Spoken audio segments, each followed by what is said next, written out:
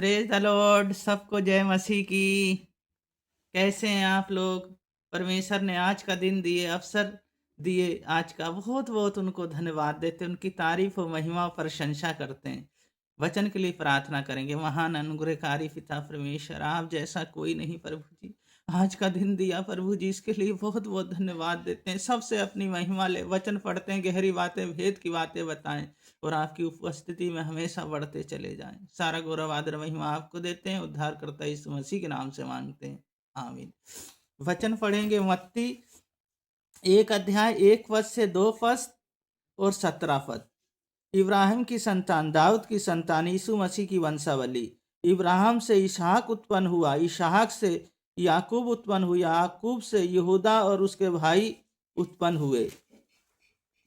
इस प्रकार इब्राहिम से दाऊद तक 14 पीढ़ी हुई और दाऊद से बाबिलोन को बंदी होकर पहुंचाए जाने तक 14 पीढ़ी और बंदी होकर बाबिलोन को पहुंचाए जाने के समय में मसीह तक 14 पीढ़ी हुई। इस वचन को पढ़े जाने को परमेश्वर आशीष दें। परमेश्वर ने इस दुनिया के लिए योजना बनाई।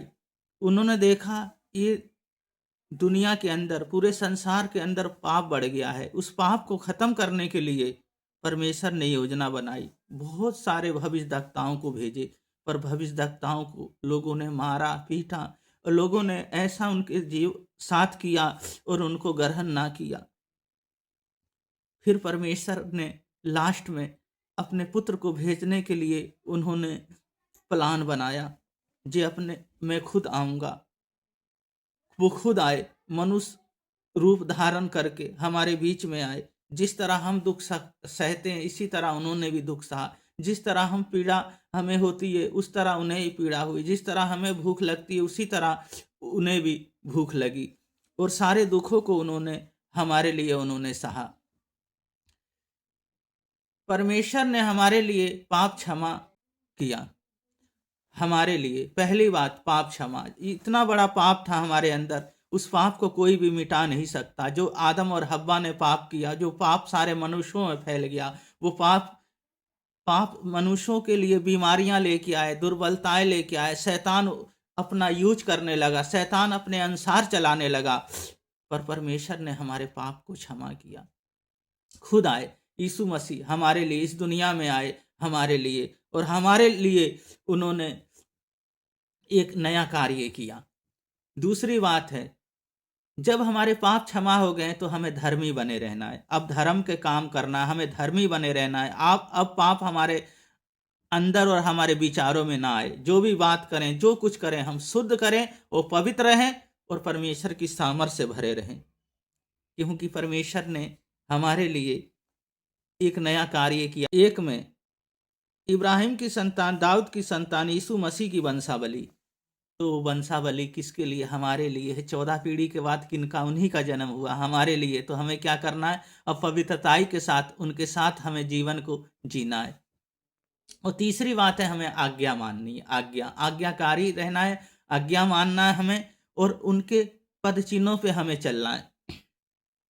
तो उन्होंने यहाँ प्लान बनाया 14 पीढ़ी के बाद। जब मत्ती यहाँ लिख रहे हैं, उनकी वंशावली के बारे में लिख रहे हैं, किस तरह यीशु मसीह का जन्म हुआ। जब हम अपना जीवन उन्हें सौंप देते हैं, वो हमारे जीवन में कार्य करते हैं। पहली बात है, हमारे पाप क्षमा हुए, अब दोबारा हमें पाप नहीं करना है, पवित्रताई के साथ रहना है। दूसरी बात थी, हमें धर्मी बने रहना है, क्योंकि हम धर्मी बनेंगे जब भी परमेश्वर हमारे जीवन में कार्य करेंगे। तीसरी बात है आज्ञाकारी होना है हमें, और जब हम आज्ञाकारी रहते हैं तो परमेश्वर हमारे जीवन में कार्य करते। हर इंसान ने पाप किया, परमेश्वर की महिमा से रहित है। जितने आए सब मर गए। यीशु मसीह जी हमारे लिए कुमारी से जन्म लिए, मारे गए और गाड़े गए, वो तीसरे दिन वो जी उठे।